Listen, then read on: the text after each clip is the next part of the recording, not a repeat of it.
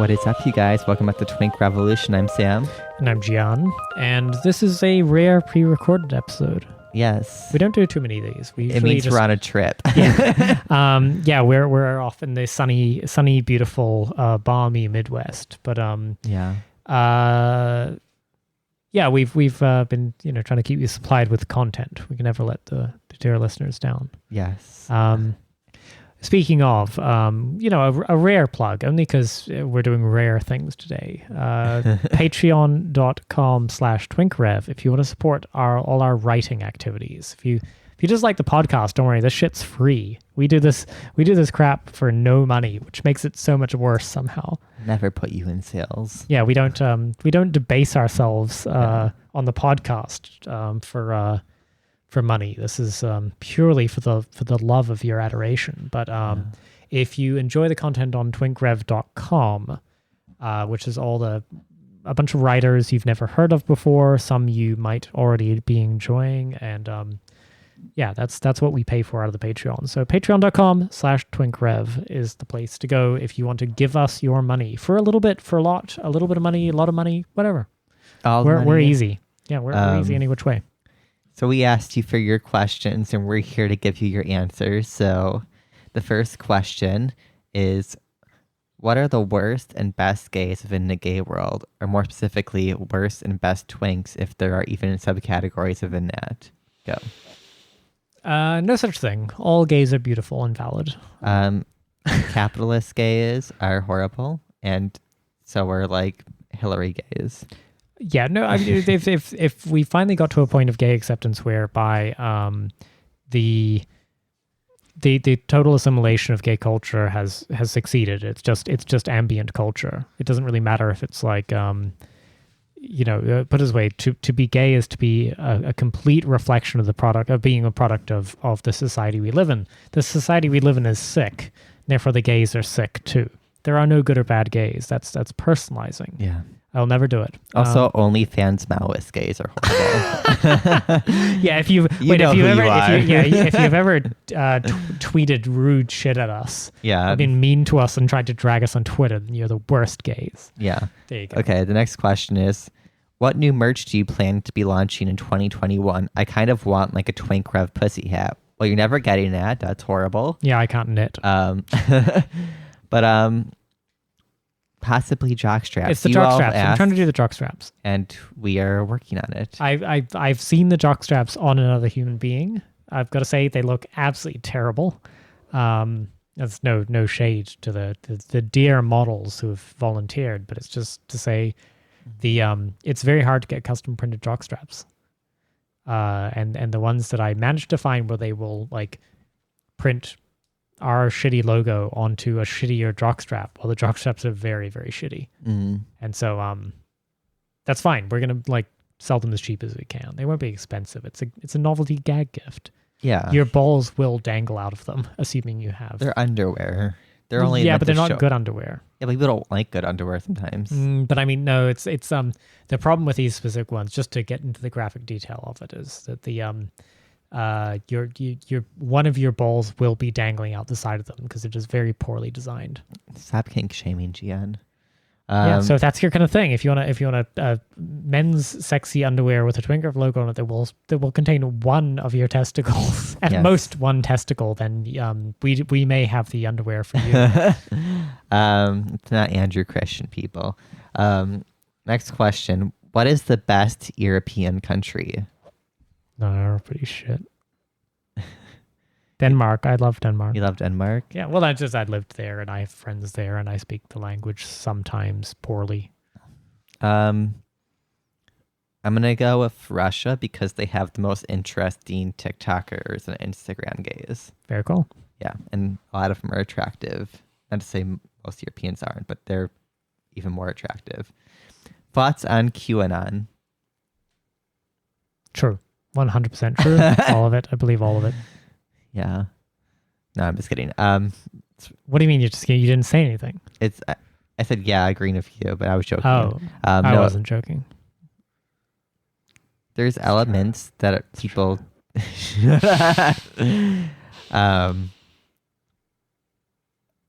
Yeah, I don't think it's true. I think there's element. The deep state's real, Alex Jones. It's not. Thoughts on at gays over COVID. So this is the Instagram and I believe Twitter account that's basically doxing gays who are going to Puerto Vallarta during COVID. What is your thoughts on this? Snitches get stitches. That's my line. I think whatever moral disapproval you can have of people having a better time than you are in quarantine. And I'm not one of them. Believe me, I'm having a horrible time in quarantine. I don't think this is the way. This is to put it this way, Joey, only Fanzionzi or whatever the fuck his name is, flashing his tits on Instagram in Puerto Vallarta, living his best life and getting railed out by, 19 anonymous strangers per night. Yeah. He's not the reason you're suffering under COVID. It's not him, I'm afraid. It's his behavior is profligate and excessive and in poor taste. But honestly, if you wanted good taste, you would have renounced your homosexuality long ago. So I think these kind of call out accounts are clout chasing fucking weirdos, and I honestly these people are not your enemy. These are merely just like deeply alienated people who are now being victimized by other deeply alienated persons who are running Instagram accounts for clout, right? Because they're angry and resentful about their own station in life. That's all very sad. Everyone is a victim here, but I would always be suspicious of anybody who turns their attention specifically to individuals who are having a slightly better time than they are, which is what gays over COVID is. Yeah, I mean, it's misplacing the real issue, which is inaction by the state. Like, why is Mexico allowing gays to go to circuit parties in the first place? Like, why is no one asking that question? It's all placed in an individual responsibility, which I don't think you can really do, because there's still a self-interest to most people, regardless of like cultural attitudes. Also, there's no like furiousness from like the billionaire and millionaire classes flooding to Europe and like New Zealand and I'd say Asia, but I don't think a lot. Well, I think a lot of wanted Asia too. I'm sure. So it just kind of, you're not really seeing the real issue. Instead, you're trying to virtue signal versus like address why is nothing being done to prevent COVID. And also, like, they're not hanging out with a bunch of old people. They're getting sick with a bunch of young gay people as well, and then we're all mutually consenting, essentially. Yeah. If anybody's flying into like Mexico to party it up, I'm afraid they know the risks. It's a little bit like somebody who's very upset about other people smoking. It's like, we all know it's bad. Mm-hmm. But is it really affecting you? Like a picture of somebody else smoking on the internet, is that what's really... Well, they're normalizing this behavior. Well, it's like, I'm sorry. I have a lot of family and friends in New Zealand who are currently without masks, going off and meeting strangers and going to parties and they're normalizing bad behavior too. It turns out you're not there. Also, we are all agents. We are all masters of our own domains. It's also a fixation on gays spreading disease, which I think storms back to like the whole AIDS pandemic or epidemic. I don't know which one it was.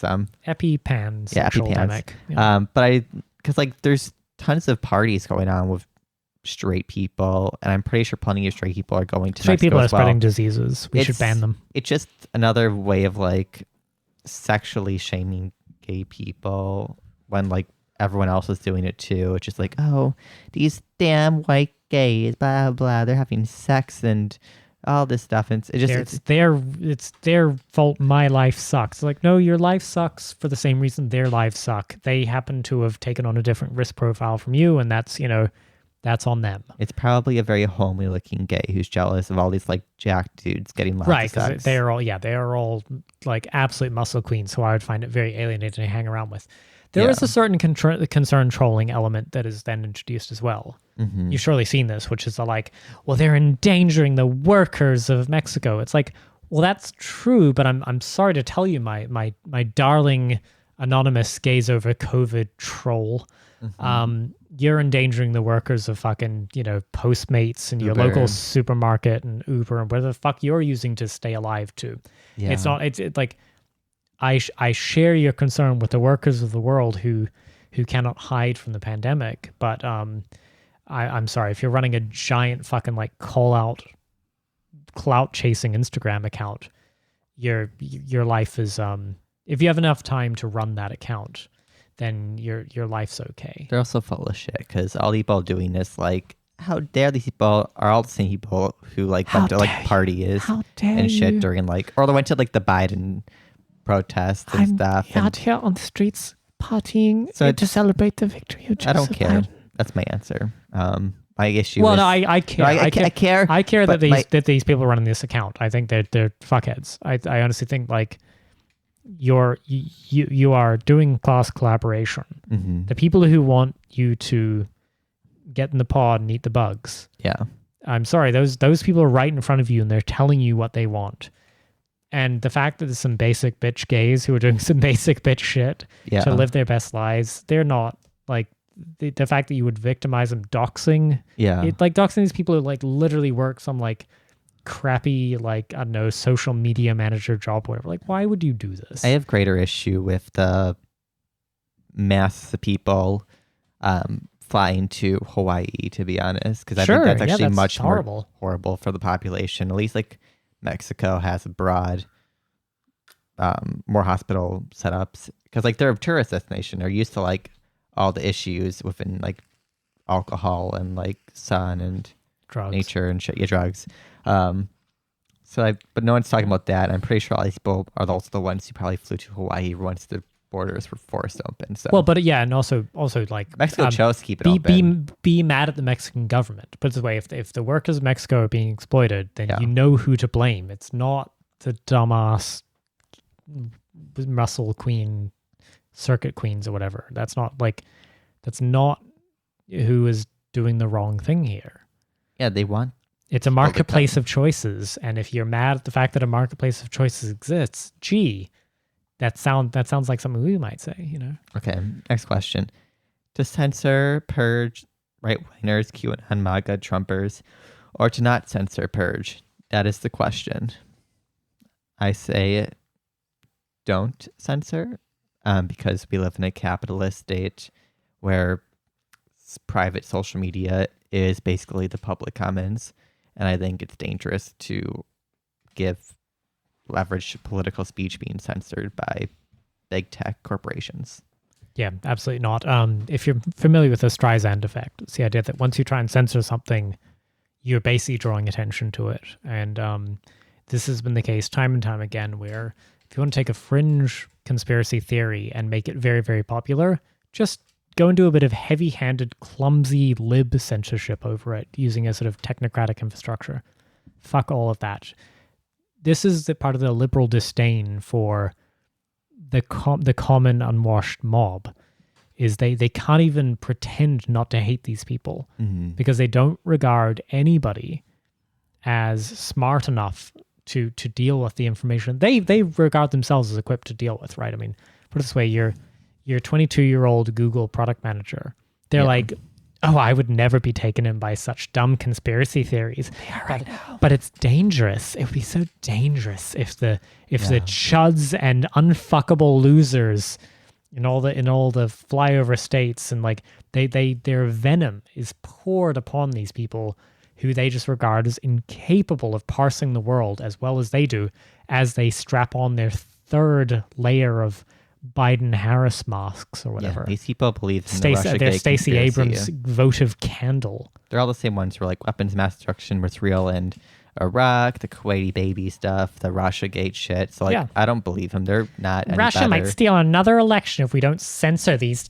terrible, gullible morons. I think most working people are actually more aware of how the system works because they feel the brutality of it than these like utopian dipshits. So right, the material, their material conditions are being altered by this kind of nonsense in ways that the people who have self-appointed them, you know, the self-appointed arbiters of truth have never felt the sting of this shit. And also, so I don't trust them for a minute. If you really care about fighting these ideas, maybe actually try and intercept people who feel alienated because of poverty or COVID, and you know, prevent that alienation that leads them to conspiracy, or actually allow discussion, like listen to them and allow them to actually say it in not a condescending way, so you can have a decent conversation and maybe change your mind. That's how you actually change people. Things. Talk to people. Bad thoughts aren't real people. That's bullshit. Right. Bad thoughts do not shape the world. Yeah. If that was true, like we would believe everything. Like, Coca-Cola does make me happy or want to give soda to the police. Like, no. Like Pepsi, thank you very much. The moon landing never happened. And Monsanto seeds are just healthier. Yeah. Do you plan to spend time considering what a future with communism might look like in regions that don't have it, like case studies of an area or other type of characteristic? No, I don't like the prescriptiveness that a lot of utopianism has. I think it's cool to look at what was possible historically, but I don't think we should predetermine what it'll look like when we're so far away from ever actually achieving it. I think we need to fixate on how do we actually even get to a worker state. Agreed. Period. Why did so many American Trotskyists end up on the new right / neocons? That's a GN question. Hey.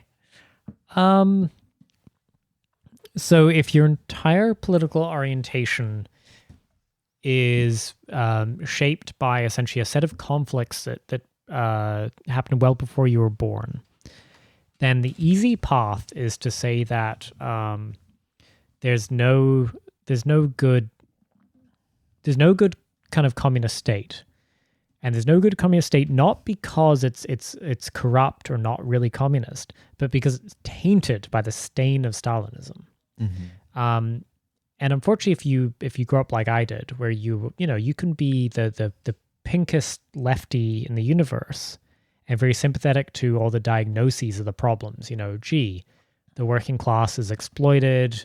Our entire lives are predetermined by a very small set of sort of culturally hegemonic ideas around the righteousness of markets or whatever. You know, you can be on board with all of that, but then you have to say, and now I have to make a set of excuses for why I'm not like those damned Stalinists, or, you know, why me and, Vietnamese, rice farmers forced into the tunnels, why we have nothing in common. Mm-hmm. And I'm afraid that's a path that very quickly leads you into incredibly reactionary territory, for one. And then it also can lead you into a sense that it's usually based on a kind of a Western chauvinism or a kind of American exceptionalism. Yeah. Because you would say, well, if America had been doing the USSR, we would have known better. We would have done it properly. But unfortunately, that damned Stalin guy, keep in mind, like, if you're a Marxist, think about what you're saying when you're like, actually, the Soviet Union's historical development would have been perfect if not for this one great man of history, Joseph Stalin, who just ruined everything for everybody. You are not doing Marxism, I'm afraid. Yeah. Russia's historical development was very historically contingent, dare I say. It was a product of material conditions developing over time. So unfortunately, the if you regard American Trotskyism or Western Trotskyism generally as essentially a product of its own historical development, where you have to have a kind of radicalism, mm-hmm. but you had to have one that could try and thread the needle between Western liberalism mm-hmm. and the total supremacy of markets and whatever the fuck was going on over the evil Iron Curtain, then you lead to a position which kind of is entirely American exceptionalist, for one. It's basically that like, well, America just can't have socialist revolutions because they're too damned reactionary. But they're also too damned reactionary because they love freedom too much. Yeah. And any version of other freedoms is rejecting American freedoms, which I believe in wholeheartedly, even though I think they're exceptional, et cetera, et cetera. And so mix in a little bit of this sort of muddled Trotskyist ideology about like how you must do revolution in everybody else's country except yours, filtered through layers of ideology. Then you very quickly get to the idea that like raining missiles down into Middle Eastern nations over like the conflicts of the bourgeoisie is actually good and left. I think it's, and also that's a route that paid, just to be clear. Yeah. If you were ever a former Trotskyist who was willing to sort of renounce it all and buy that whole kind of God that failed hypothesis and go on, you would have a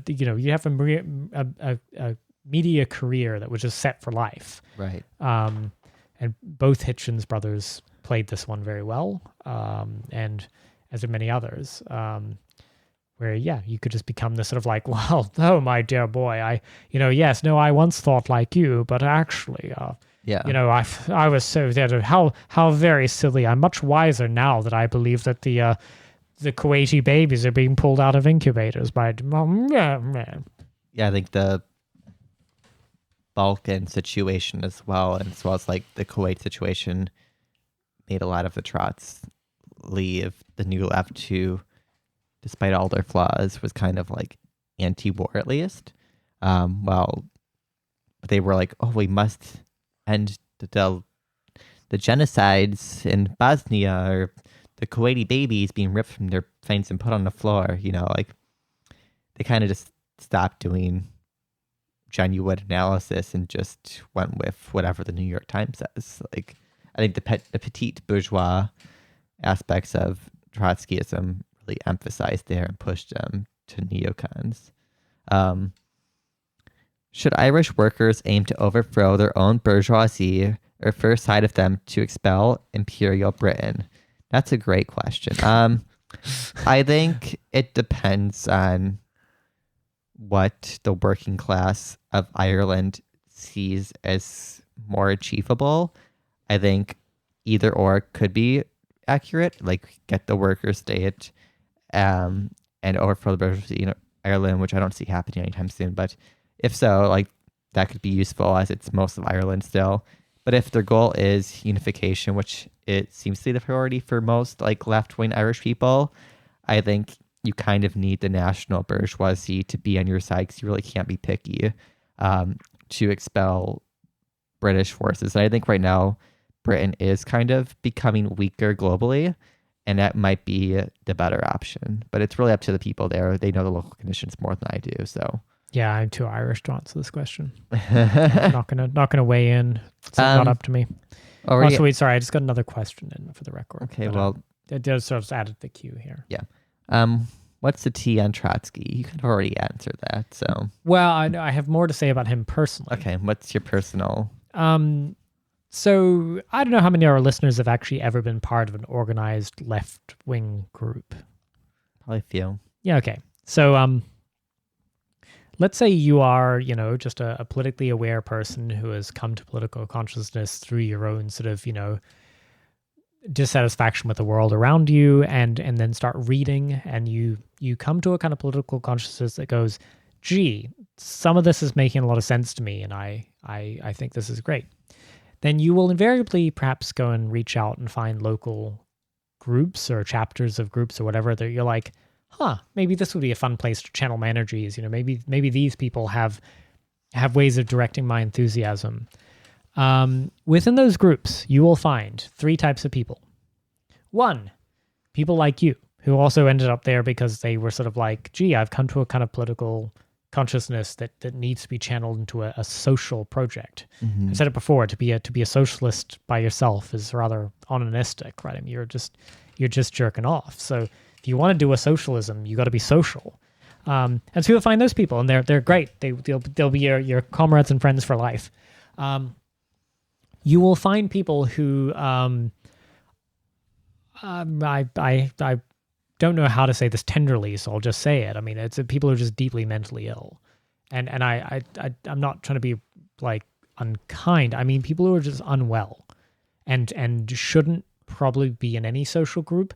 But these are the last social groups that are accepting them in any capacity, and like the libertarian world was like this as well. No, it's any any political big tent that basically doesn't have a strong social conditioning mechanism. Yeah. Basically, whereby, like, put it this way, if you turn up at a fucking Burger King drive-through at 3 a.m. and you're completely off your fucking rocker, there's a social conditioning mechanism, contingent upon capitalism and the capitalist state and law enforcement, that will remove you from that context. I'm afraid that radical political groups, particularly on campus, have no such mechanism. Yeah. And if you literally believe that, like, you are the reincarnation of Jesus Christ and that aliens speak to you through your television set, you'll have a wonderful, just beautiful and comfortable career in the radical political movement of your choice.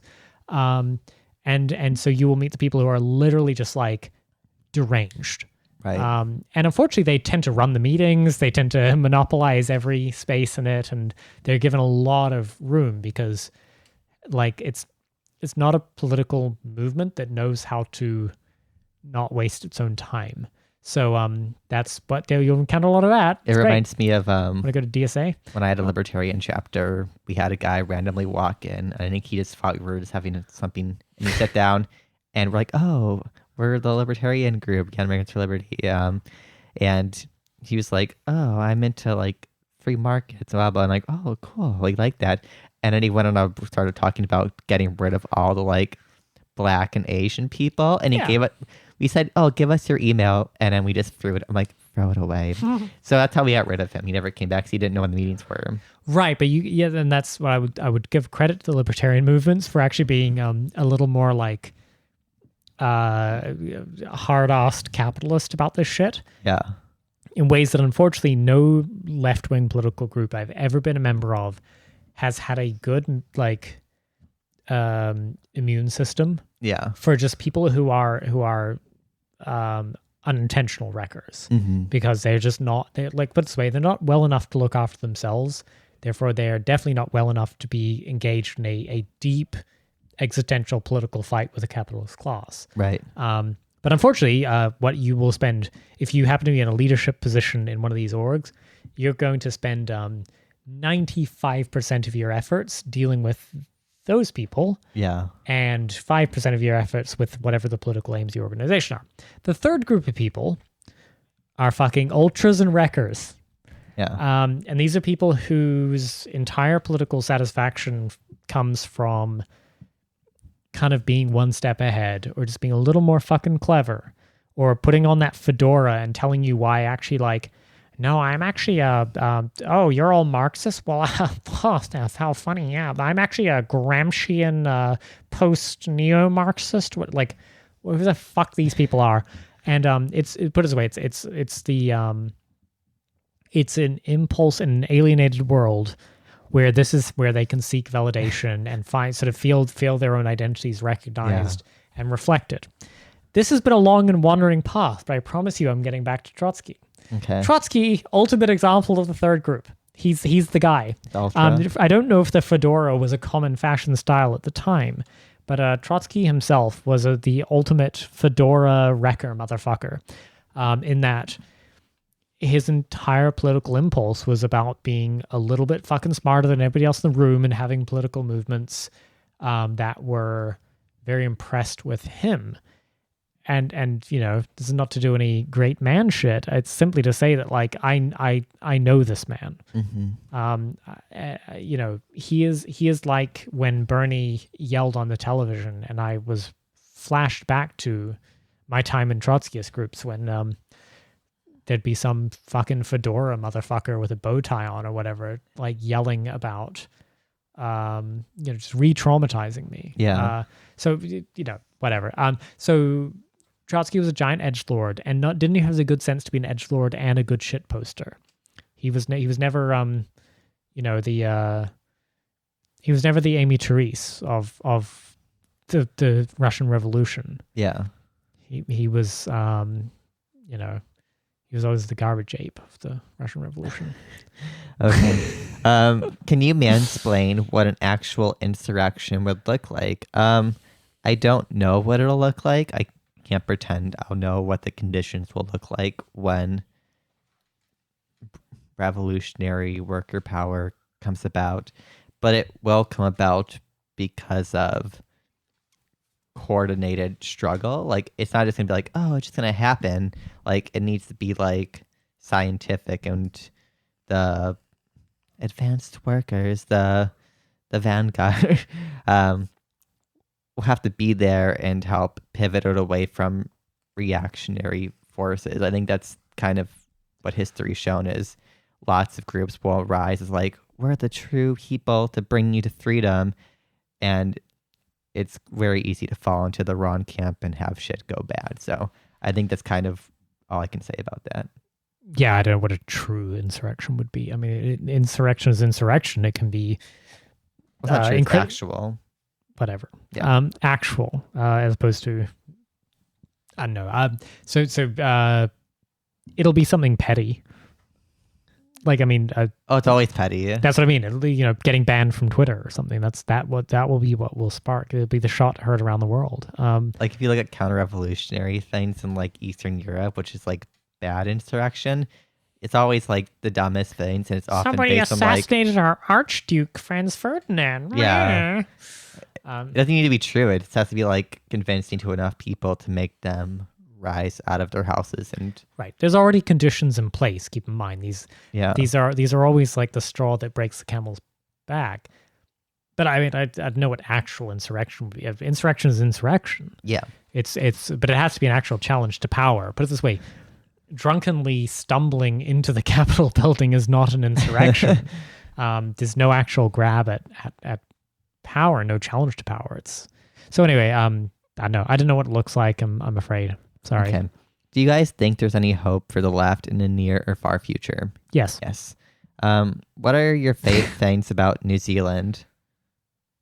It's very far away. They have so much vegan ice cream everywhere. Do you like the vegan pies as well, right? The meat, Yeah, those are the fine, but savory I love pies. the ice creams. Yeah, they have this like, Sam's a little whore for ice cream. yeah, they have, what are they called? It's a trumpet. A trumpet, and it's just a cone. It's a waffle cone with a It's- vegan ice cream in it. it's They so sell it in all good. the service stations, and like every like corner store has. also wackas. I love like the little It's wacka a birds. bird, They're yeah. so cute. They are cute. Yeah. I like the poo geckos. Liz, I have to come up with something, surely.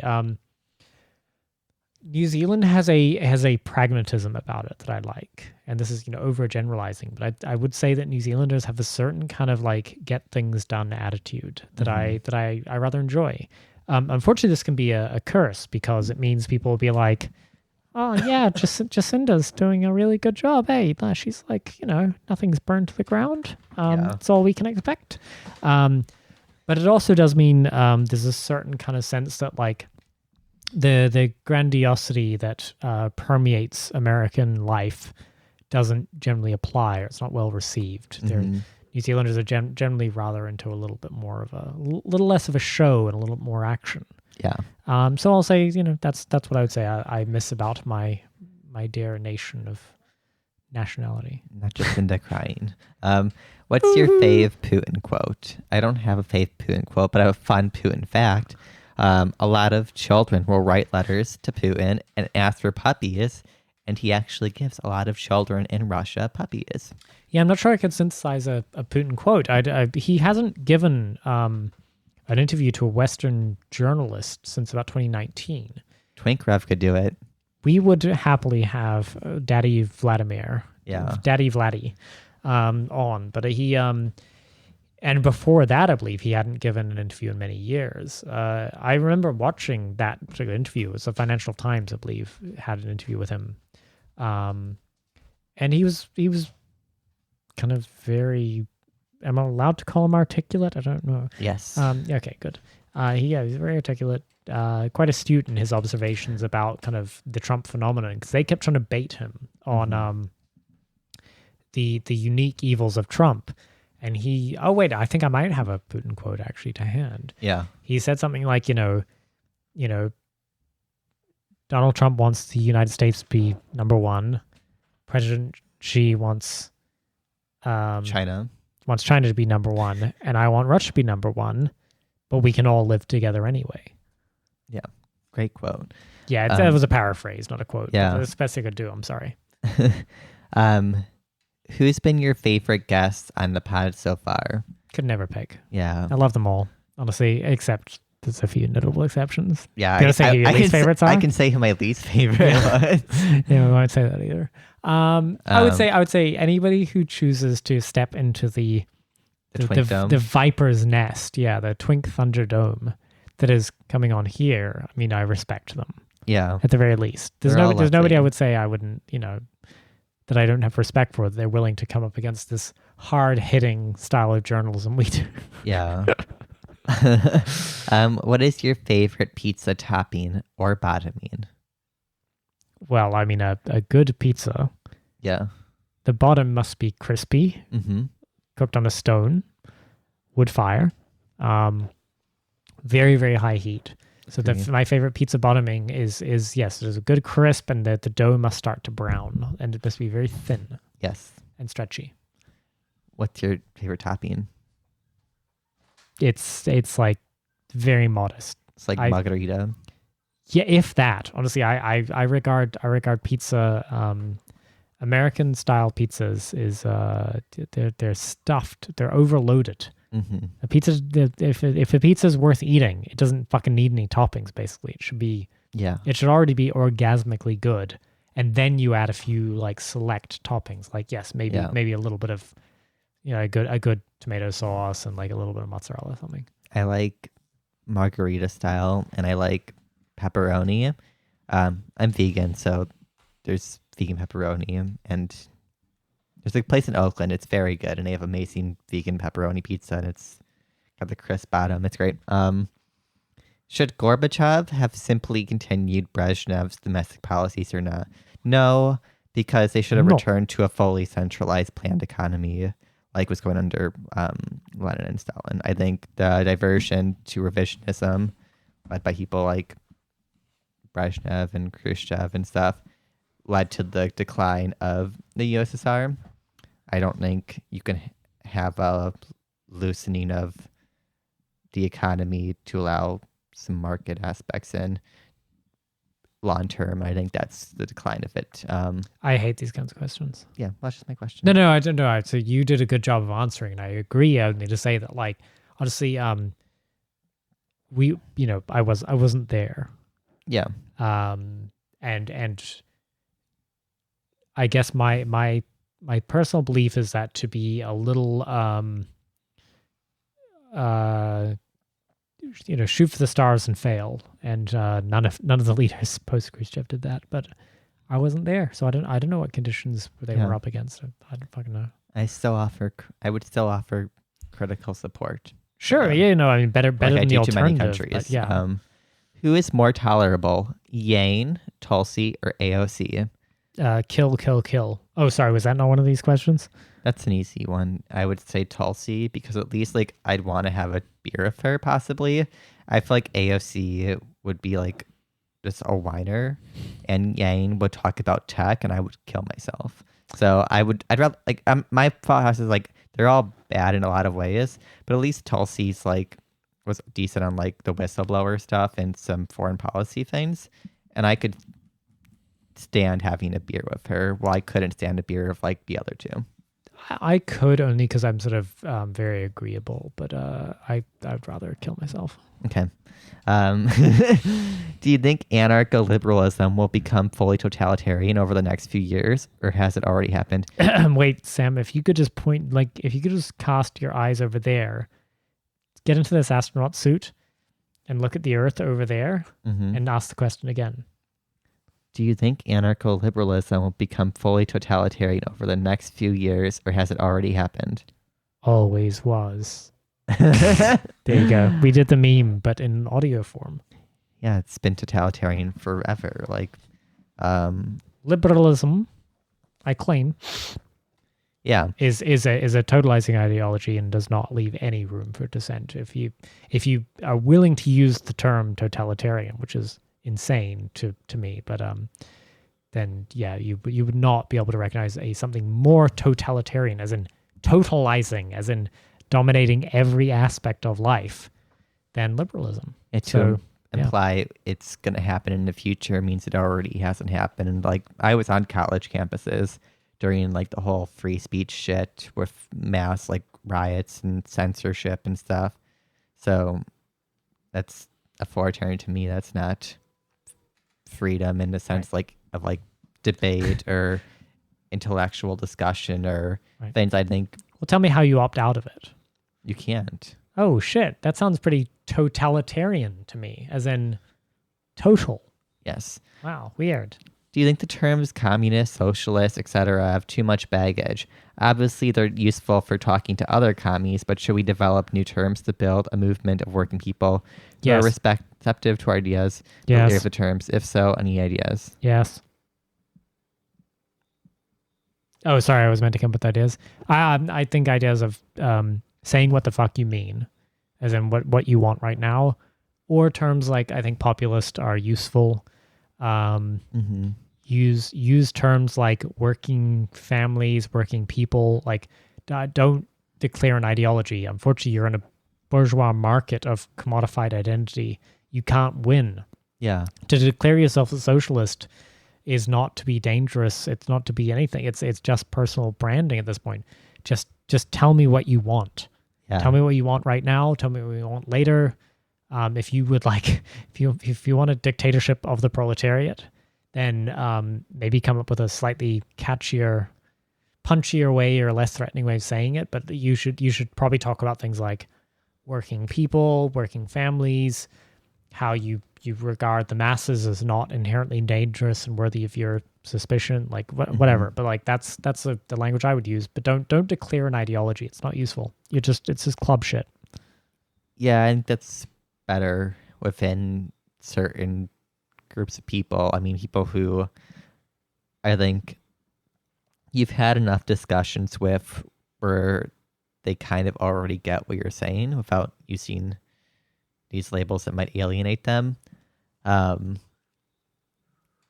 Yeah, I think you need to like know the person and adjust it for them, but also don't lie. Like if someone's like, "Oh, are you a socialist?" Like you don't lie. Like yes, you like, because to lie is to build mistrust, and I think that's disingenuous. And I'd rather have someone just tell me the truth and not talk to me like a stupid child than like.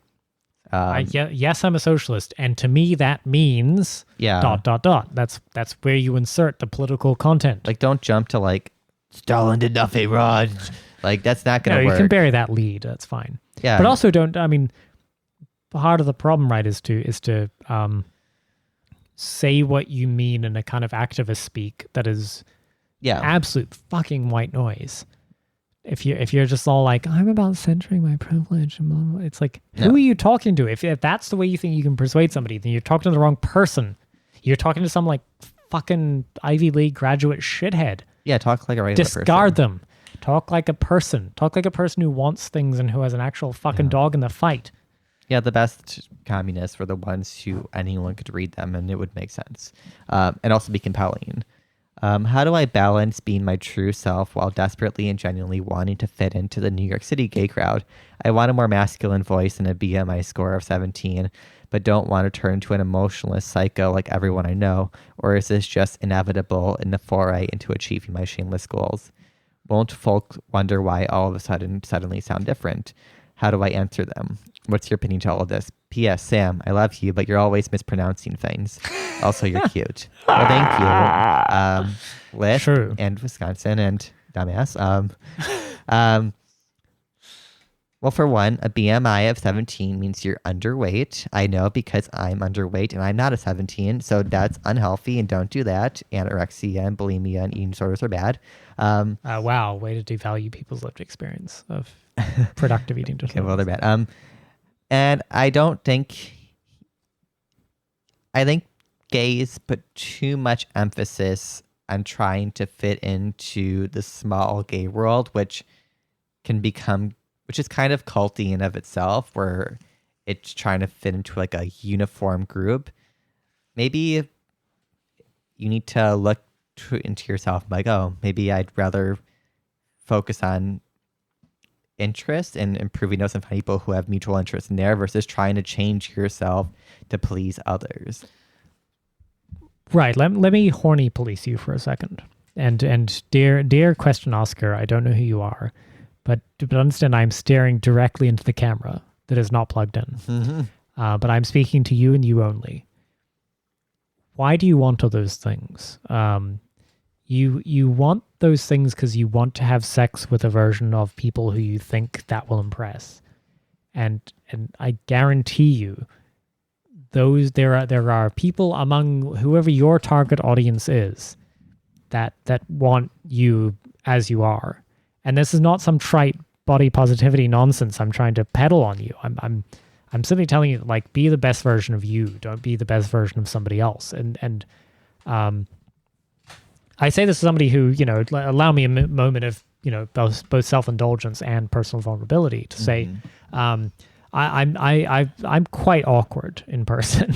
Anybody who's met me, I'm kind of dorky. Yeah. And I always was. I grew late, so I was very short. Gave me a bit of a complex. And then I grew very quickly. Basically, one summer in high school, I sort of grew to be kind of quite tall, relatively. Never lost the awkwardness. Have always been kind of foreign in wherever I've been. I've never really ever been like, gee, this is a culture I blend in well to. And just my general personality is kind of like awkward and bumbling. So take that as a guide, as a baseline to say that you can, I'm not lying to you when I say that, like, to simply be the best and happiest version of yourself is what makes you appealing to others. Yeah. Just because you perhaps, I'm reading between the lines here, think that guys with masculine voices and BMIs of 17 or whatever are very attractive, doesn't mean you have to be that in order to have access to those guys. There are going to be those guys that look very fondly upon you and whatever you're offering. Yeah. Without you having to do that to yourself. I really cannot stress enough what it means to simply become a happy, stable, well-adjusted person who kind of is at ease within your own skin, and what that will do for you. Yeah. Versus trying to turn yourself into a weird funhouse mirror version of somebody else who you want to have sex with. It's not going to work. Yeah. I cannot stress enough that it won't work. Twinks who have a BMI of 17 do not want twinks with BMIs of 17. This is like what I had a BMI of 17 once, and I wasn't getting any looks back from that cohort. It's just not how it works. So what you have to develop is a sense of your own self and who you are, and being able to say, that person's not interested in me, well, that's fine, then I'm not interested in them. But there's always going to be somebody I am interested in that will be interested back, and that's what you should focus your efforts on. Agreed. I think everyone has this thought, especially like younger gays. Like, I know I assume you're more established in the New York gay scene, but like I thought, like, oh, I need to like fix my teeth, I need to work out, and like, oh, then all these attractive men you always see in like these cities will want you. And it's like, when I visit, I'm like, oh, turns out I didn't need to change anything, because like, maybe like some people don't think you're attractive, but others do. But also, it's kind of not going to lead to happiness, which I think people think it will. Because sure, you may have compatibility on an aesthetic level, but it doesn't mean you actually have anything long term for like a relationship, which is much more fulfilling. Like, you need the mental capacity and like the personality to have a compatible thing long term to be happy, which I think is important. So I think, yes, like, take care of yourself. I mean, everyone's going to do that. That's just natural human reality. Hydrate. Yeah. Moisturize. But also don't put all your effort into that. I think personality and stuff matters a lot as well. And that's much more important for long-term relationships in the future if you ever decide to want that. And yeah. How many ostensibly socialist podcast pundits does it take to save the world? And relatedly, how does awareness become political power? Doesn't. It doesn't. No. This is entertainment, friends. This is all this is. If you're listening to this, which you are, thanks for listening. We love you. This is entertainment. This is what you do while you're fucking doing the dishes or whatever, or like doing your job, and that's cool. We're very glad you're here. That's all it is. There's no political content in any of this. You haven't learned a single thing. Anytime anybody say like, I'm very flattered when people say like, "Gee, you guys are really doing something important," and I love to believe that's true, but it's fake. Yeah, this is entertainment. To change one's mind is not change or gain political power. The only way to gain political power is by being jacking off.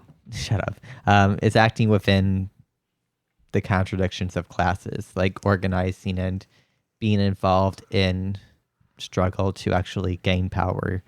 I can guarantee that people who don't like read theory and stuff who are doing like a million times more than I've done in my life, like for like left wing or working people. Yeah. And anytime you think you're doing well, just remember there's a bunch of like illiterate Vietnamese rice farmers who understood Marxism much deeper than you ever have and will ever do. Facts.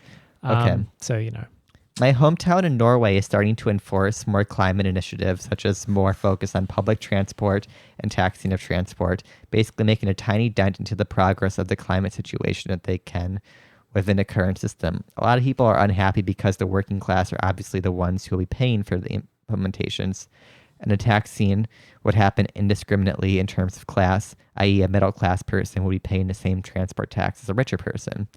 Meanwhile, the elected officials have insane salaries that are almost on par with the PM, so people are paying for more than just climate initiatives. Do you think the electoral politics cynically using climate policies could start to become more pervasive? Absolutely. We have the episode with Lee Phillips with his book on austerity ecology, basically showing these initiatives are austerity. They're not taking into consideration the benefit of working people. Instead, they're burdening them. And that's why you have things like yellow vest in France and such. I think the sad reality is most of the climate progress in the developing world is because we just ship all the shit to the third world and then scream at it. Like, especially like places like Scandinavia and stuff in the US, like we just send all our trash and waste to the developing world. We're not really changing it, we're just shifting it. I don't think you can fully combat climate change without alleviating poverty or shifting the economic system. So I think the liberal class or the social dems, whatever, are just going to weaponize it, and it's just going to further alienate working people because it's going along with austerity as well in a lot of these places. My answer is Nei, det ubrukelig ass fuck fitte dritt jævla helvete. There you go. I don't know what that means. This person says, "Hey cuties, I have a question for your next episode. How do you feel with getting labeled a Republican Trump supporter in your friend group for simply trying to point out that both parties are bad? My takes are relatively banal, but are inciting some real tension in my friend group, in my relationship. Is it better to just shut up and keep the peace?" Yes, I think to some extent. I think if they're bringing it up constantly, maybe just, I don't know, they're probably not the ones you want to be around. That's sad reality. I think if they're going to bring up politics and only to shame people who disagree with them, that's not really worth your time. But if it's something that people are willing to have discussions and be fine with disagreement, that's fine. Like, I think stick to your guns. I mean, a lot of my friends are still from the libertarian world, so like I changed, but they've never been disrespectful to my political shift. I don't think most people in the world actually do this stuff. I think it's primarily the educated petite bourgeois class, the people who went to university and agree with me or you're Nazis. But also, like, if that's what they're going to do, like, fuck them. Like, I'm sorry. Like, if they're not going to treat you like a friend because they want to misrepresent your views, like, that's their fault. That's not your issue. Yeah, I mean, I know, Sam, would it be fair to say that I regard one of my superpowers as being one of the most agreeable people in the world? People don't get into political fights with me. We don't talk politics with most people. Right, but like I think my advice would be just like as a sort of fun mental priming exercise, what would it mean if you were the person who could talk to anybody? And what would it mean to be very agreeable without betraying your own political commitments? Yeah. And if you start with that framing, it's kind of interesting where you can get, because you're not really about winning an argument. Yeah. You're about being persuasive, agreeable, easy to get along with, but a person of conviction. And you know, so if you're getting labeled Trump supporter, you're probably coming on too strong, honestly. In your particular situation. I mean, I can get away with this shit. Possibly. They could be in college and that just might be well, that's what I'm saying. But no, but I'm saying you're still, then that means you're coming on too strong. You must adapt to local conditions. And if you're if what people are hearing out of whatever reasonable, tepid and mild things you're saying is I support Donald Trump, right? Then like you've gone too far. You've overplayed your hand. Because if there's no basis for political agreement with these people, then they are, I'm sorry to tell you, probably the children of the, you know, aspiring petty bourgeois or whatever. Yeah. In which case, you don't waste your time talking politics with them. Get drunk like a normal person, and slam back a few tequila shooters and just have some fun. Right. You should be much too busy trying to have sex with the hottest of them to worry about something as petty as politics. If you are not in that situation, then that means there's somebody who might be persuadable. And if you're not doing your darndest to be like, what do we have in common? Yeah. What do we share in this world? What are we both outraged about? What chafes at you? What is your life like? And how does that relate to the things that are important in my life? Then you're not doing the work, to borrow a phrase. Well, so they could be the ones bringing it up constantly, and if so, just be like, I don't want to stop that. Yeah. Just be like, I don't want to talk about like this is like, I want to talk about normal people things. Well, like, yeah, if they're all like, Nancy Pelosi is doing a savage clapback. I'm sorry that what they're telling you is like, I will be the CEO of Goldman Sachs in the next 10 years. Yeah. In which case, you should just guillotine them now. Also, I assume you're probably within the college world. It's very easy to make friends in the college world. Find people who are just like complete fucking normies who never want to talk about politics, and they're going to be way more fun than people who obsess about it and are going to scream and call you names. Right. Or go find some people selling newspapers to nobody in particular. Don't do that. Those are toxic. Is it worth trying to organize online? And is the goal of your podcast to do that? Or is it purely for entertainment? Entertainment. It is... Okay, this is a commodified product you are enjoying right now. You are consuming. Yeah.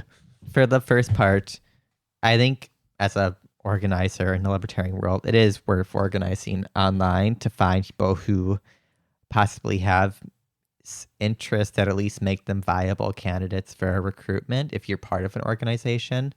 So yes, online is useful, but like in person is always superior to online, and that's just a fact. You're not going to get misrepresented because people, besides like maybe some mentally ill people or people who like are like libs, what's the difference? No, I'm just kidding. Are going to mistake you anyways, but like in person's always best, but online can be useful to find people who might be of interest. How I used to like find recruits and bring people into the libertarian world was like type in like, oh, are they interested in this person? Like I would do like, oh, Bernie Sanders or like socialism or whatever, and I would find people and then you would message them like whatever. But yeah, I think occasionally people treat online political organizing a little bit like being part of a kink community or something, where you're like, look, the only thing that gets me off is having electrodes tied to my balls in a specific order, and then having the Pledge of Allegiance recited to me, and I must go online and do some catalog shopping to find somebody using to exactly that. Mm-hmm. Political organizing is exactly the opposite of that. It's you take what is in front of you. You take what is most accessible.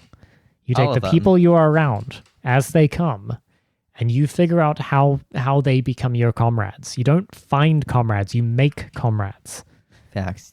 Exactly. It's like the thing, like, you don't...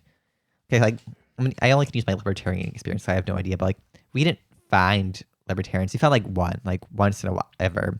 But, like, everyone we recruited, the point of an organization is then to build them into people who can understand the concepts and become spokesmen and stuff by for like discussion and engagement and activism and organizing. Friendship as well. Parties work.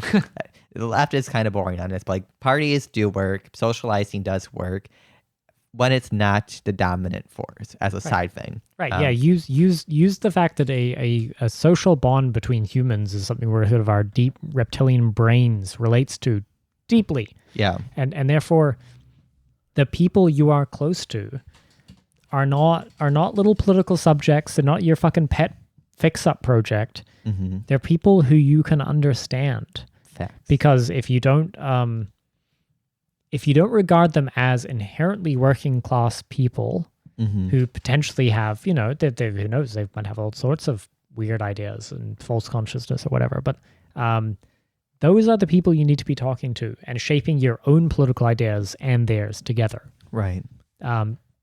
It is done as a conversation. Yeah. It's not done as I have all the answers and I'm now going to go out and proselytize to the unwashed masses. Yeah. And it's certainly not done as let me go track down some comrades who already think the same as me, and I'm going to do my sort of boutique catalog shopping version of like, well, actually, I'm an American Marxist-Leninist Maoist with Dengist characteristics, but I actually reject that. It's like, fuck off.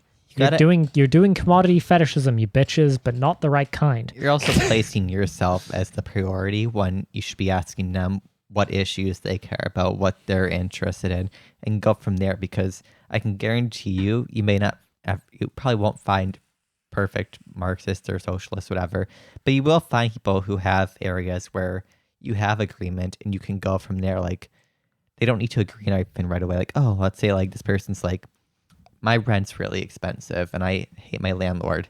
That's an area. That's all you need. That's all you need is that one thing where you have mutual agreement and you can be like, well, here's what we offer and here's what we advocate for. And if you want to be interested, like, come check us out. Like, it's not permanent. Like, we would always like, we have pizza at the first meeting. Like, how you bring them in and you would discuss your organization, what you do.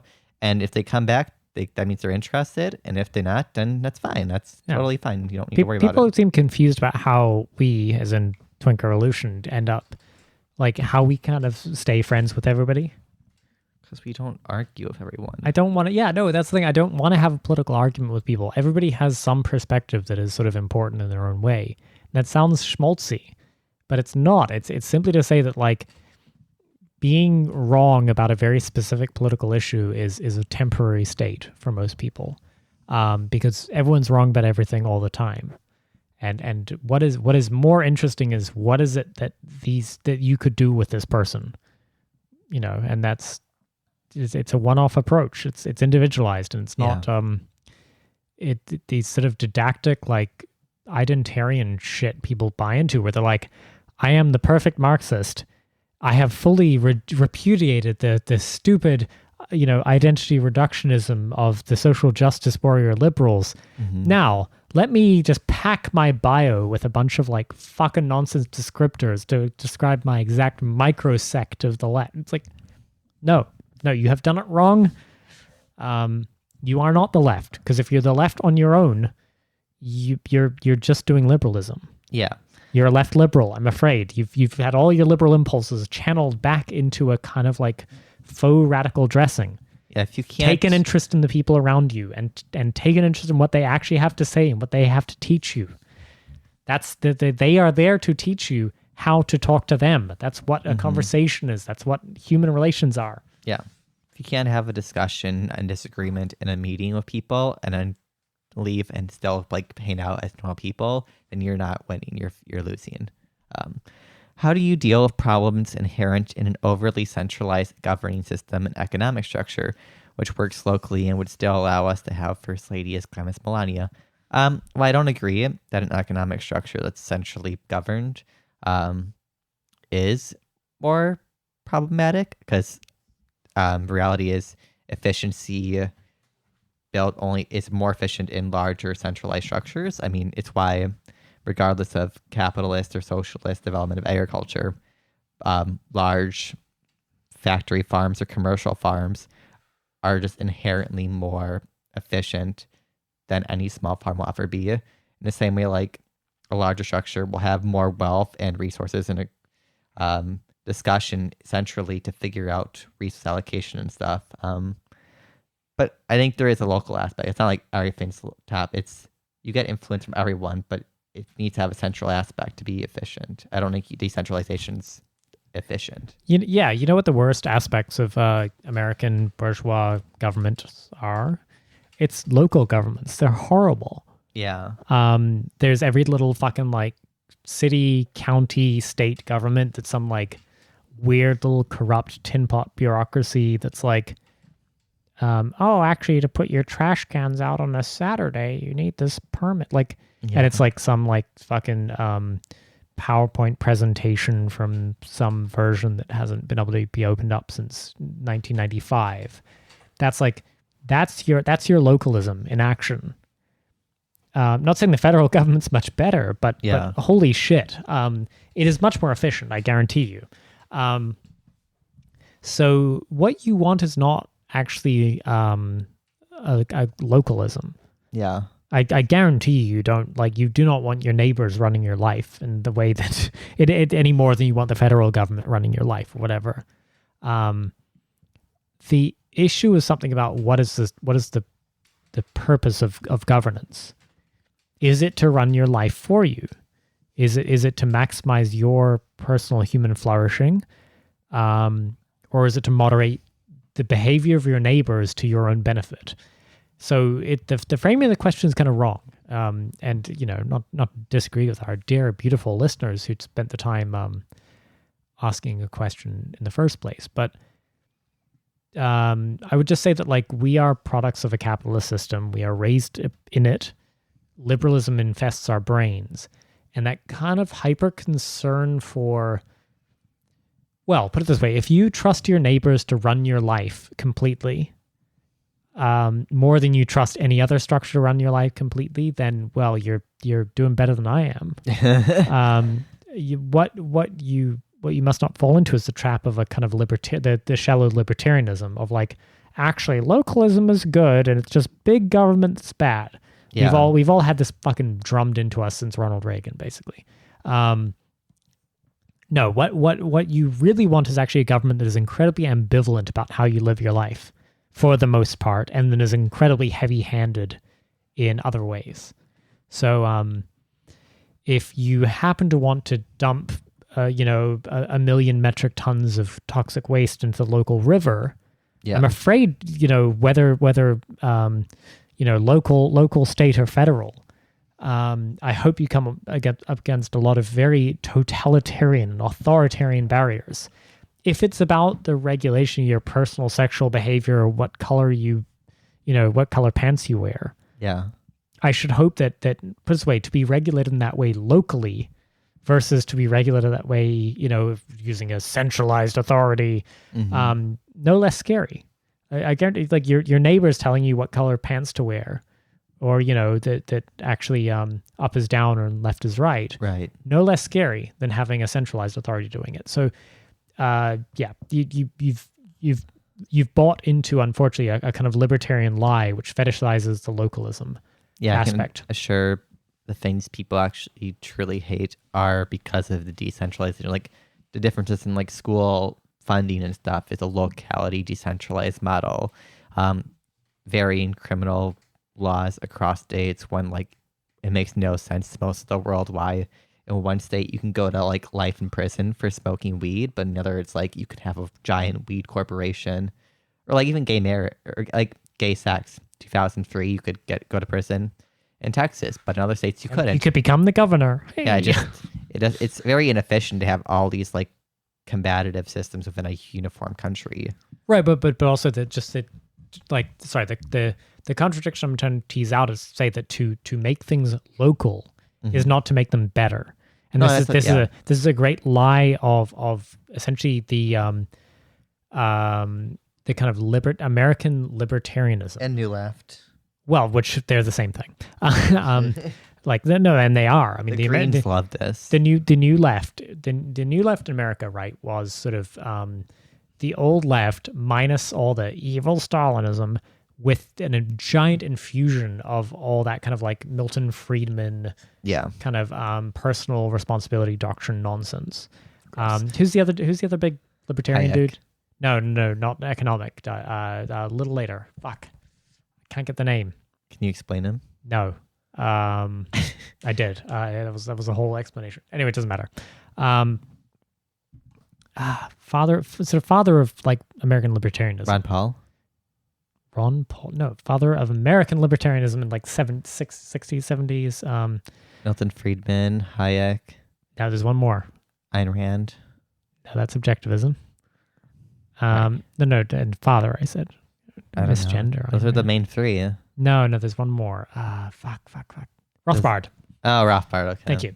Sorry. Why did I say thank you? You were no help whatsoever. Anyway, so the injection of this kind of like particularly the sort of personal accountability doctrines of Rothbard, to believe that kind of control over your life is only bad if it's coming from from any kind of institution that could actually counter the power of capital. That's the party trick they pull, right? Because so while the federal government was sort of strong and was breaking up, say, like steel and oil monopolies or something, suddenly anything the federal government did was very, very bad. And what you really wanted was this small bean ooh local government, which could just, they could control your life in the same way. They could enforce like parking violations on a Tuesday unless you're wearing a red shirt or you have the right color skin or whatever. But they did not have the power to break up a bank or a steel factory or an oil monopoly or whatever. Isn't that convenient that everyone suddenly became very concerned about this overreach of powerful centralized government? Oh, so terrible. Yeah. But you would accept that same kind of like totalitarian, authoritarian control as long as it came from somebody who lives 3 doors down from you and is the city councilman or whatever. Like, fuck that. This is a trap. Do not buy into it. It's a lie.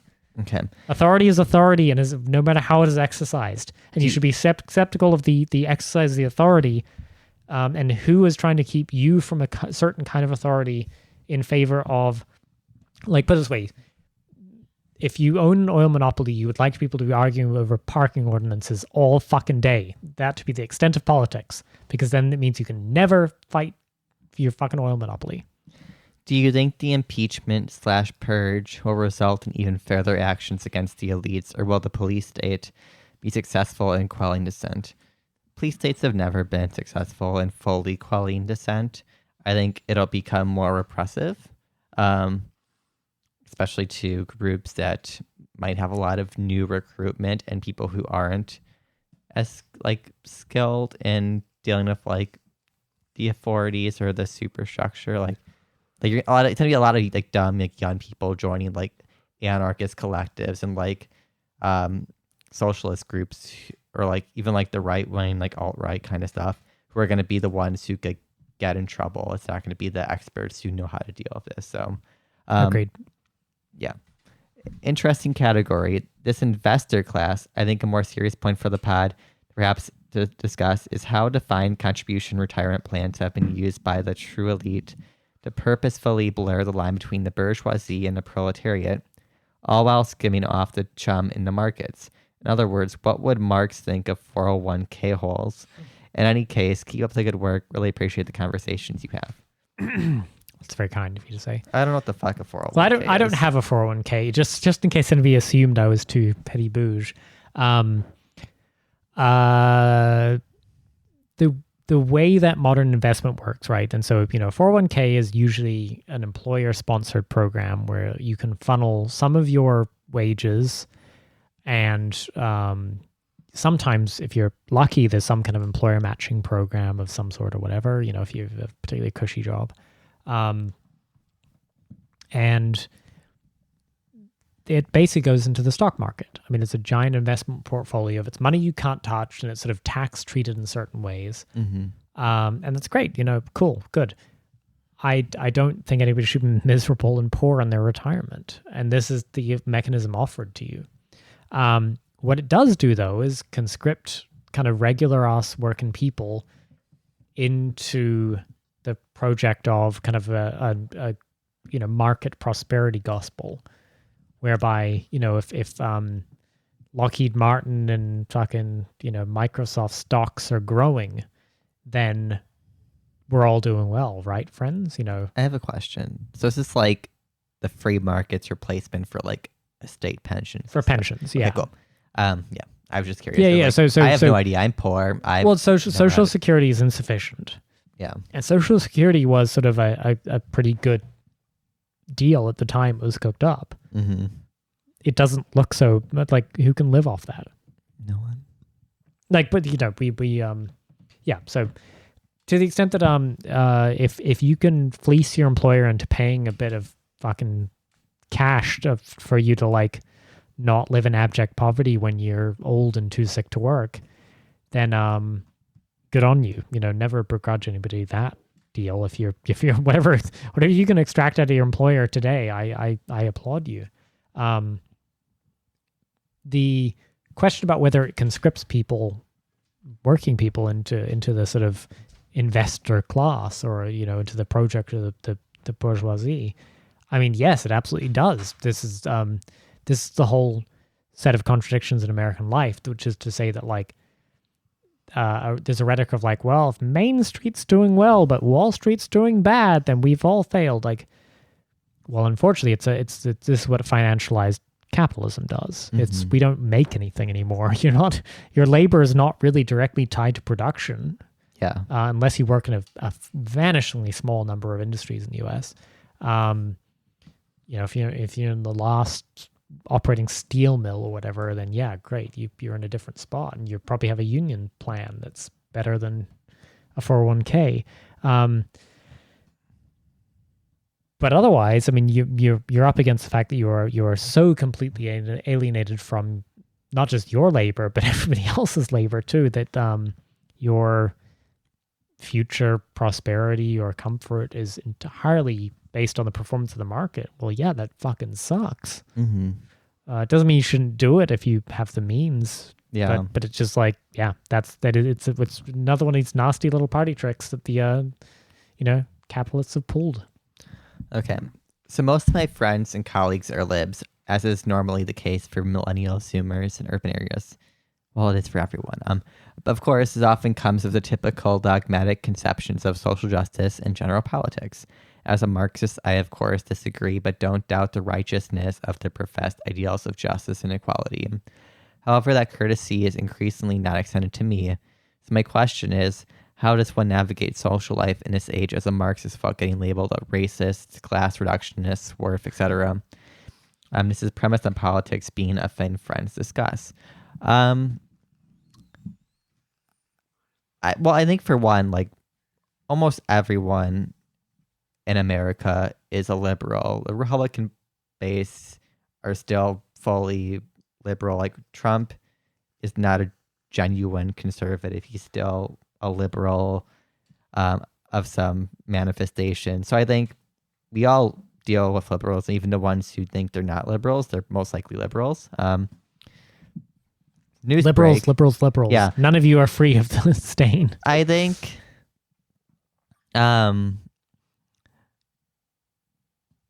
maybe you're giving too much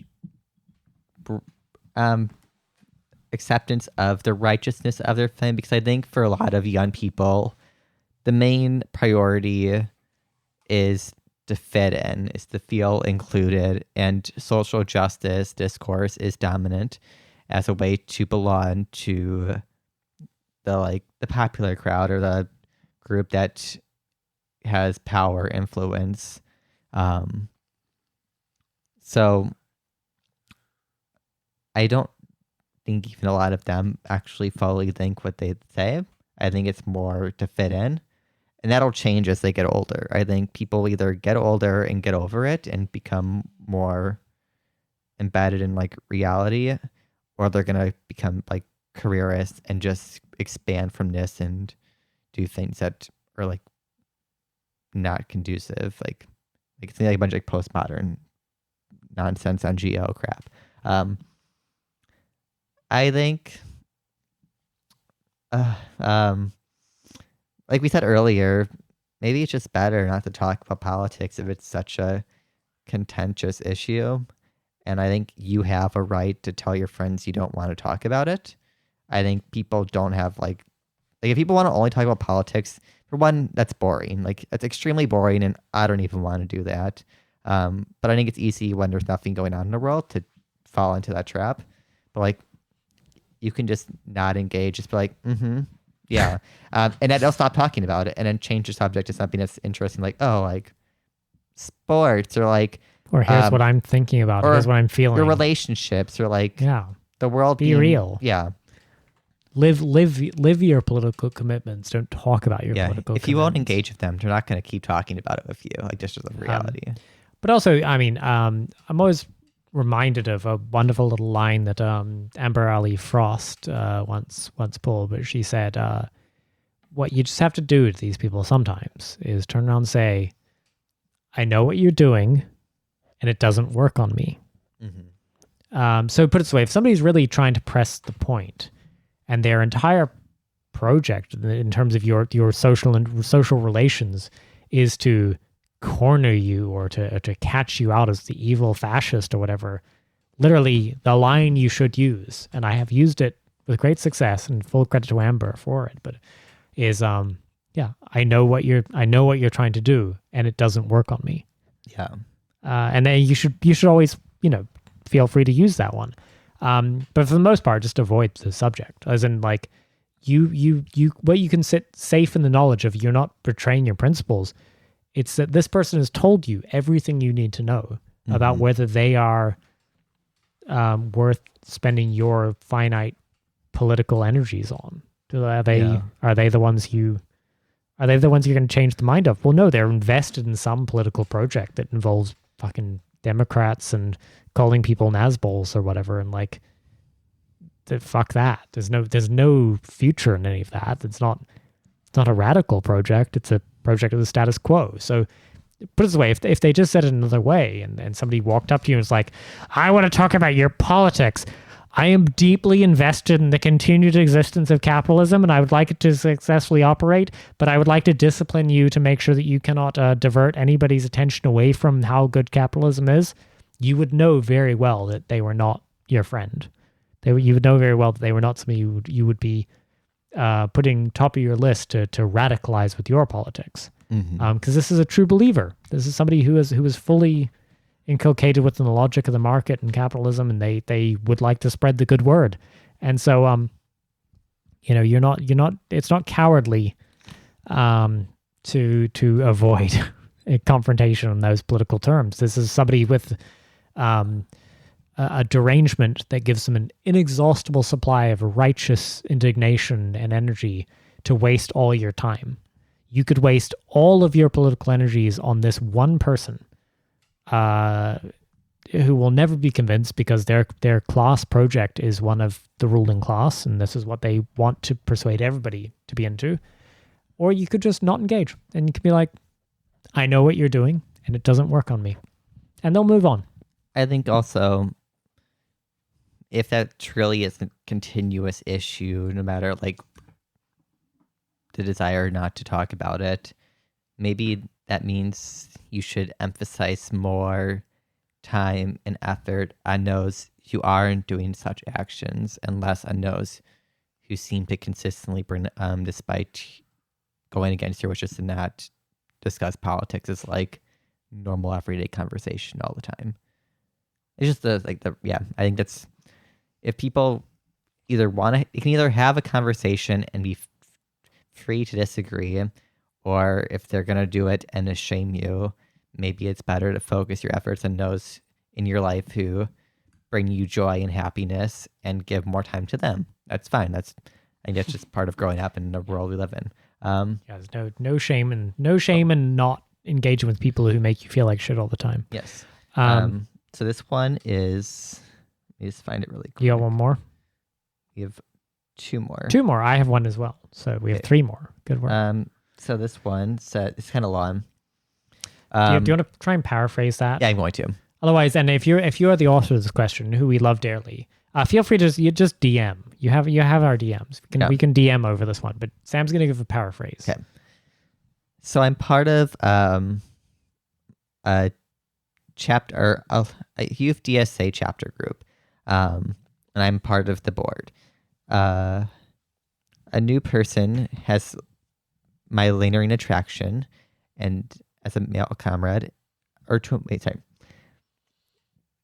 UFDSA chapter first semester has concluded. My lingering attraction to a male comrade hasn't. He's a freshman while I am a senior in my last semester. We've both participated in mutual groups, and we've initiated conversations, but unfortunately we have not met in person. He has been employed and doing honors college stuff, and I'm not, blah, blah.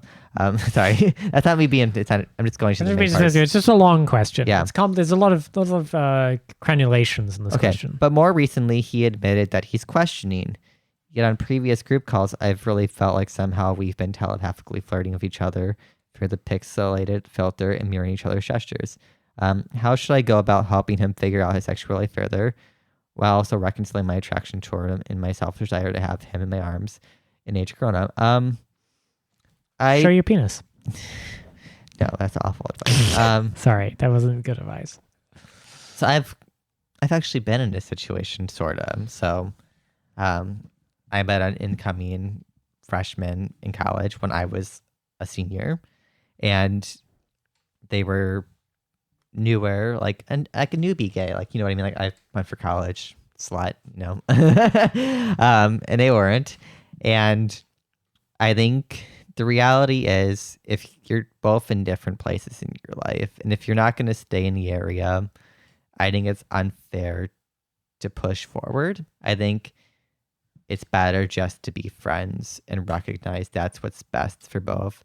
I also think if someone's questioning, that's more up to them to figure out for themselves. And if they have questions, they'll ask. But I don't think you can push someone or help someone come to terms with their thing. 'Cause maybe, like, that's just like, that's a personal thing. Like, if you're about to leave and he's brand new, I just don't think that's the area to, like, even try. Yeah, make yourself available in terms of, like, you know, I assume you've sort of signaled, you know, your vague interest. If he knows you're an adult homosexualist who is, you know, willing to talk, then you've kind of done all you can. And it's been about 1,000 years since I was in college, so I don't, you know, I'm going to leave this one to Sam in some ways. But that's what I'd say is, like, the secret of mutual attraction is to leave space for the mutual part. Yeah. And what you have to sort of do is, acknowledge people might be in a different spot in their life, might be interested, but not ready to pursue anything, whatever, who knows. So all you can do is sort of gently and in the most low impact way you know how to signal that you are available for them to express more interest, and, you know, pursue it in a mutual way. But it's not worth trying to force the issue, as much as that might hurt and suck. And, you know, sorry you're in that spot, because it sounds like, you know, it would, you know, it sounds like something you would enjoy, but it's just not worth kind of trying to force something that's not its time. Part of, you know, good in the same way that we apply a kind of a historically contingent, or a kind of historical materialism to the development of nation states, we must also apply it to interpersonal relationships, whereby it, you know, it must undergo or you each must undergo your own development to be ready for a sexual revolution, which is, you know, Yeah, if anything, if you still want a relationship in the sense of like a friendship or whatever, I think, and told you they're questioning.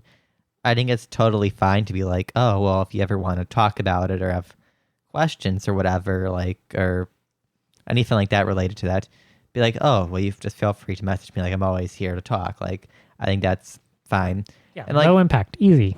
Also, like, if there is under and a sign of interest before like you move on, I think it's totally fine to hook up. Like, but make very clear it's not going beyond that. Because like, for me, like my person, the younger person, was like asked me out. Pedophilia. No.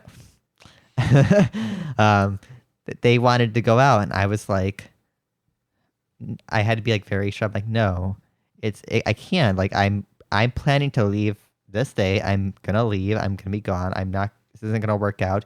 You're young. You have all of your college. You have your whole life ahead of you. You do.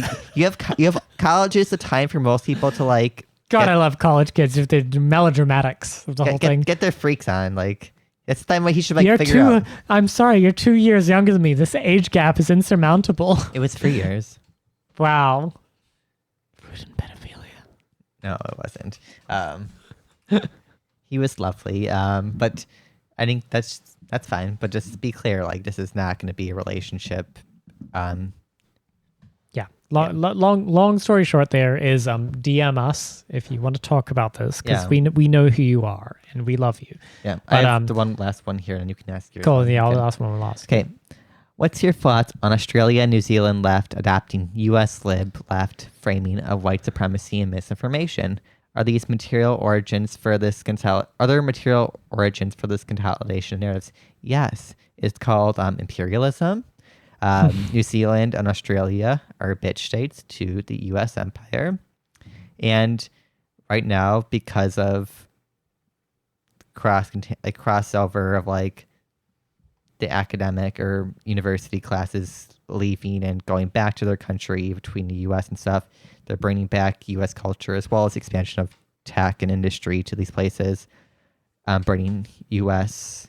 narratives, but they're not well adjusted to anywhere besides the U.S. Conditions different. They have Australia and New Zealand, while have some similarities, both all being settler colonial states. They're not the same. You have, like, for New Zealand, very different progress in like relations of like the Maori people compared to the U.S., where there's a fuck ton of like native nations here. It wasn't just like the Maori or whatever. It's like so many, and we were like a giant slave state. I don't think New Zealand was a slave state. It was not. No. So like you have very different things, and I think anyone trying to pretend those apply there, it doesn't really work. Like New Zealand doesn't have a lot of black people. The fact they had giant Black Lives Matter when like they're brutalizing Maori people or like Chinese people. Yeah, it doesn't really make sense. Casual racism. Yeah. Yeah. Mm. You're New Zealander, like sure. Yeah, I have no thoughts. No no, thoughts. I'm put it this way. So the U.S. The American sort of new left has given this beautiful template to anybody who wants to thread the needle on being appearing very socially progressive and aware, but would also like to do nothing to disturb the power relations that make their lives very comfortable. Mm-hmm. And so cynically that has been adopted by the ruling classes of other countries. And so I know, back to the Amber line. I know what you're doing and it doesn't work on me. It's the only line. Right. Okay, what's the last question? Here's the last question. Here, I'll let you read it out. Cool. Hello, just submitting my question. I noticed that when it comes to the U.S. context, the both of you are critical of the FBI, CIA, police, and in general, any expansion of the coercive elements of the state. At the same time, you defend civil liberties like freedom of speech. This means that in effect, you both hold similar positions to civil libertarians like Glenn Greenwald. What I'm wondering is CEO Greenwald. Yeah. What I'm wondering is, do you support civil liberties for their own sake, or is it just because the coercive tools of the state are currently in the wrong hands? I notice you often oppose restrictions on speech because it could be used against the left. In other words, if the working class, a socialist government took power, would you change your position and be less critical of the state using its coercive apparatus, suppressing dissidents, enemies, etc.? I don't mean this to come off as a trolling question. I'm genuinely interested in your answer and looking forward to the next episode. So that's a very good question. It's a great question. I said as much at the time. Yeah. So I am very, very supportive under a bourgeois capitalist state of certain kinds of state coercion right now. Turns out I love not having lead in my drinking water. I really actually quite enjoy antitrust protections that keep my job viable at all. Yeah. And without any apology or even a second thought, I grant the state the power to perform these kinds of totalitarian dictatorial actions where they, in a heavy-handed way, they deploy the full weight of and violence of the state against a company that is trying to say, just be like, put a bunch of fucking, lead into children's toys or whatever. I'm like, yeah, fuck them up. I'm on my behalf, gleefully. And it turns out anybody who sort of claims that they are pursuing the pure platonic ideal of freedom on any grounds, speech, consumer choice, employment relations, fucking sexual freedoms, whatever the fuck it is, they're always playing this game where they're happy with some deployment of some kind of power relation in service of goals they regard as just and in the collective benefit or to the collective good. So freedom of speech in the society we live in, I regard as a very good thing because I put it this way: we live under a bourgeois capitalist dictatorship. It is a dictatorship of the bourgeoisie, right?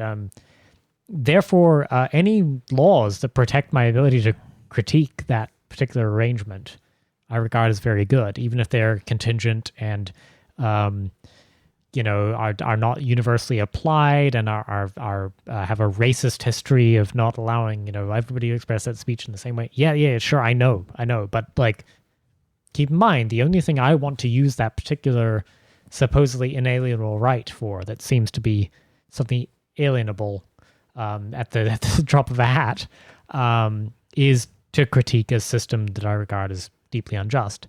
Is this a balanced application of power? No, absolutely not. There's no fairness doctrine employed here. It's not.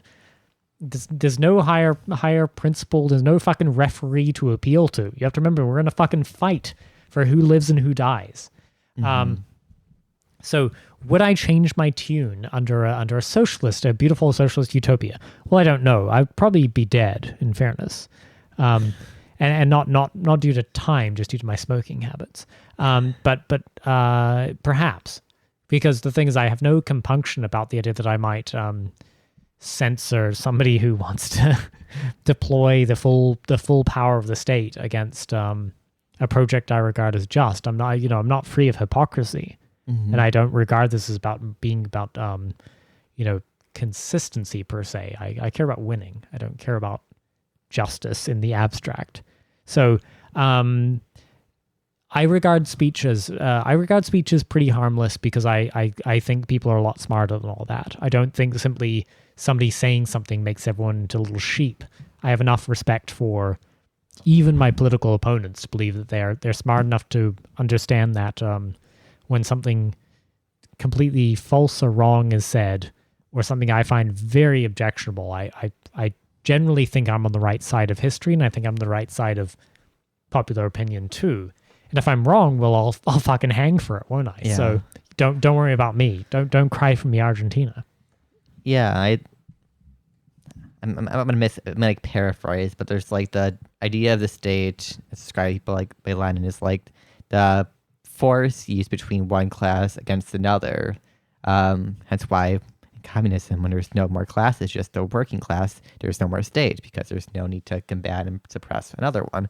But the reality is all of these things are material. Like, I don't have the same free speech freedoms as like Elon Musk or the president because I don't have the same material access to the internet, the publications, the printing presses, like, the media conglomerates, all these things that are owned by the capitalist class. I think my tune might change slightly because I think we need to preserve worker power. But I also think that doesn't mean mass censorship or anything like that. I think we can have maximal free speech and civil liberties for all, as long as it's not posing a direct threat to the working state. Just like my objection to like the intelligence and stuff is because it's used for imperialist interests, the global capitalism.